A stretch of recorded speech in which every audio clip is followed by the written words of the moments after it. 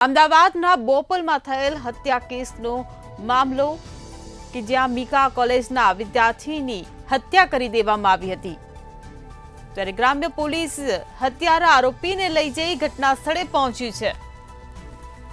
તો હત્યારા વિરેન્દ્ર પઢિયારને લઈને પોલીસ ઘટના સ્થળે પહોંચી, તો આરોપીને સાથે રાખી હત્યાના બનાવની જગ્યાએ પોલીસે વેરીફાઈ કરી। હત્યારો વિરેન્દ્ર પઢેરિયા રડી પડ્યો।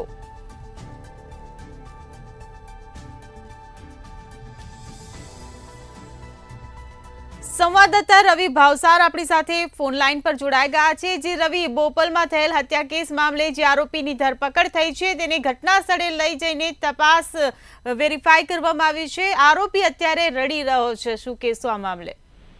બિલકુલ થી જો વાત કરવામાં આવે તો મીકામાં અભ્યાસ કરતો પ્રિયાંશુ જૈન નામનો જે વિદ્યાર્થી છે તે વિદ્યાર્થી 10 નવેમ્બરના રોજ રાતે પોતાના ઘરથી બહાર રાઉન્ડ મારવા નીકળ્યો, ત્યારે તે દરમિયાન તેને એક હેરિયર કારના જોડે ઝઘડો થયો હતો। સમગ્ર મામલે હેરિયર કારના માલિક એટલે કહી શકાય કે વિરેન્દ્રસિંહ પઢેરિયાએ જે ગુસ્સામાં આવીને જે તેની હત્યા છે તે હત્યા કરી નાખી હતી। સમગ્ર મામલે અમદાવાદ ગ્રામ્ય પોલીસ, બોપલ પોલીસ અને અમદાવાદ ક્રાઇમ બ્રાન્ચ છે તેને તપાસનો ધમધમાટ શરૂ કરી દીધો હતો। ત્યારબાદ સીસીટીવીની મદદથી જે કાળા કલરની હેરિયર કાર છે તે હેરિયર કાર દેખાય છે અને સમગ્ર મામલે પોલીસ દ્વારા જે હેરિયર કારના જે માલિક છે તે માલિકની તપાસ કરવામાં આવી હતી। સમગ્ર મામલે જ્યારે સીસીટીવી તપાસમાં કરવામાં આવ્યા ત્યારે જે યુવક છે તે યુવક સરખેજ પોલીસ સ્ટેશનમાં ફરજ બજાવતો વિરેન્દ્ર પઢિયાર છે તે પઢિયાર નીકળ્યો હતો। સાથે જ જો વાત કરવામાં આવે તો હાલમાં તો જે અમારે અમદાવાદ ક્રાઇમ બ્રાન્ચની ટીમ હ્યુમન ઇન્ટેલિજન્સના આધારે પંજાબ ખાતે પહોંચી હતી, પંજાબથી જે આરોપી છે તેની ધરપકડ કરી લીધી હતી। ત્યારબાદ જે વિરેન્દ્રસિંહ પઢેરિયા છે તે પઢેરિયાને હાલમાં જે હત્યા થઈ હતી તે ઘટના ઉપર લાવવામાં આવ્યો હતો। સમગ્ર ઘટનાક્રમ કેવી રીતના બન્યો હતો તે જાણવાનો પ્રયત્ન છે તે વિરેન્દ્રસિંહ પઢેરિયા દ્વારા કરવામાં આવ્યો હતો। હાલમાં તો જે પ્રમાણે જો વાત કરવામાં આવે તો વિરેન્દ્રસિંહ પઢેરિયાને જે બોપલ ખાતે જે સ્થળ હતું ત્યાં આગળ લાવવામાં આવ્યો છે।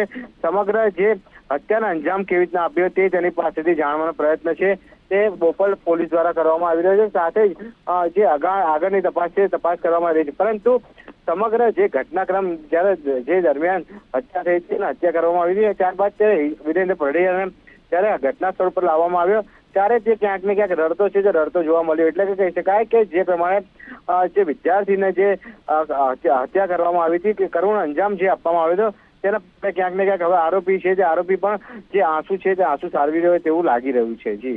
જી બિલકુલ, આંસુ સારી રહ્યા છે, પરંતુ યુવાનનું જે હત્યા કરવામાં આવી છે, યુવાનનો જીવ ગયો છે, ત્યારે આ મગરમચ્છના આંસુ પૂરતા નથી।